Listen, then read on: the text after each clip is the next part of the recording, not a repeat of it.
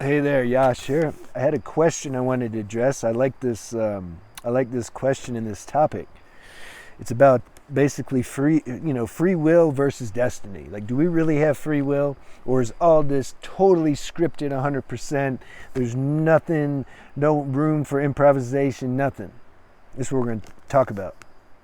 It's from Stanley Johnson. I have a question, Yash. Since detaching from my ego a few years ago, I've wondered if you believe that when something's meant to be in your life, it's going to come to pass in divine timing. Obviously, yes. Not a second sooner or a second later. Okay, that's the part we're going to discuss.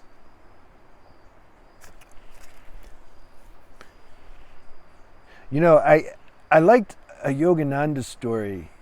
Autobiography of a Yogi was a good book, but it reminds me of what when he was talking about this, and I'll just tell you, he was he was having satsang with younger children, and in that moment, Spirit was working through him to where he had a city in that moment. He didn't take it personal, like, oh, I have this power now. And who knows, maybe that left him, the next day. We don't know. But he was flowing with it, and the city was this. The power was this. He could look at these kids and know what their future. He's like, you're going to have a wife. You're gonna be a successful businessman. And he knew their karma. He could just somehow feel it, see it. And then he got to this kid. He says, you're going to die in a year. And he's like, oh. See, he was flowing, but then he said something that he's worrying about. And the kid's like, really? Like, what do you mean? And so Yogananda really liked this kid, but he also knew that this download he was getting was true. Like, it's real. So he's like, well, I want to save this kid. Like, what am I going to do? And then Yogananda had to go somewhere on a trip or something because he was keeping the kid at his ashram. He felt, if you stay here, you're going to be protected. The divine forces will help nullify this karma for a while. So, because this was the play, it's like he was somewhat attached to the kid, and he wanted. You understand, though. This is why, like these non-dual, parrots. Like everything's a thought, and this is a thought, and the attachment's a thought. It's like, number one, they're not really living life like that. If something goes down, see, put the camera. It's easy to talk for 10 minutes. I think you know. Put the camera on them when something goes down. You see, they're going to be experiencing life that they're pretending they're not now. So it's very natural. Like, never get to where you're going to try to just be cynical about life. As long as you have an emotional body, you're going to be feeling some things, and attachment can come up, and it's cool. It's okay. Don't think you're not spiritual. Oh no, all right? Because Yogananda got attached. Everybody gets attached. No problem. That's a tax of a human life. It's great. It really, like, it's rich. This life is rich, man. I don't mind anything, any emotion. If I get angry, I don't care. If I get attached to somebody, good. I'm alive. Yeah. So, he wanted to protect the kid. He had to go on a trip. He left the kid at the ashram. Destiny.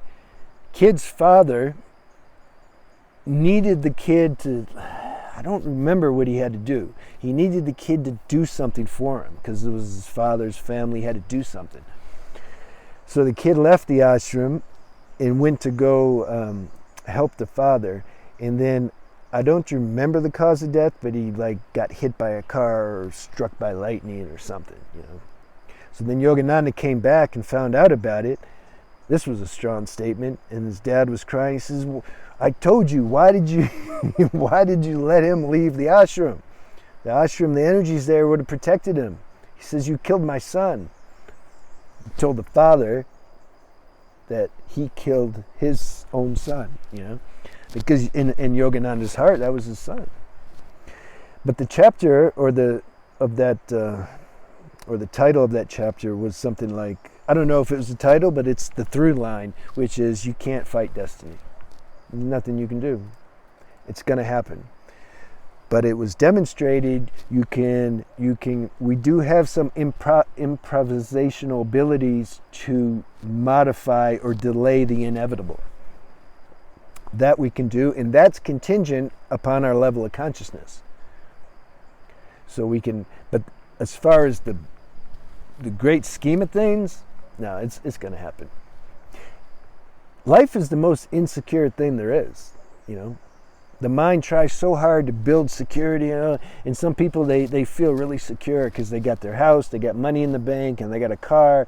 Oh, and I get along with my partner, and my kids are healthy, and so I feel secure. Do you know how quick that could just crash? Like that whole life could just be turned upside down, and it's no different than a little ant crawling here, and then I get up, I don't see it, and I step on it. This is what can happen to us too. There's so many ways, there's so many things, like we're not controlling anything. And knowing that, everything's paradoxical, knowing that life is very insecure gives a sense of security, because we realize, oh yeah, there's a greater power taking care of all this.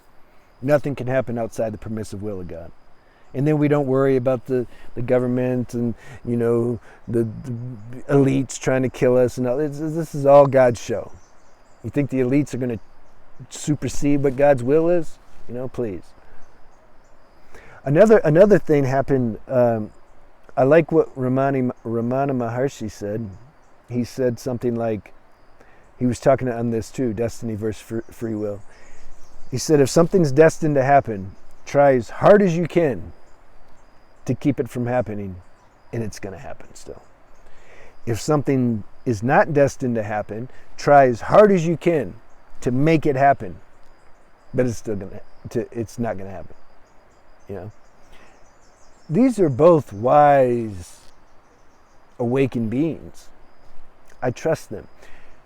Not just their words, I feel it inside. And I also know from my own experience, like, we're not really running anything here. There's now part of the virtual reality program is we get to have the experience and the appearance that we're making choices and that we're choosing, and this affects this and that affects that. And yeah, on a microcosmic level, it does. It has some play there. You know, we're not just a bunch of robots. But on the larger level, script's been written, man. But isn't it cool that he gave us some improvisational ability? You know? I think that's nice. Watch The Adjustment Bureau. That's a good movie. With Matt Damon. I don't know, is that my favorite movie? They depicted this conversation that we're having right now. And they did it in a marvelous way. And I'm like, how do they do that so good? I liked it better than The Matrix, to be honest with you. Matrix pretty good too. That's you know, so there's the consciousness is making movies to demonstrate, to show the source, you know, to show that this is a movie. They're making a movie inside the movie. So I hope that helps you, man. Let me know. Let me know if there's anything else.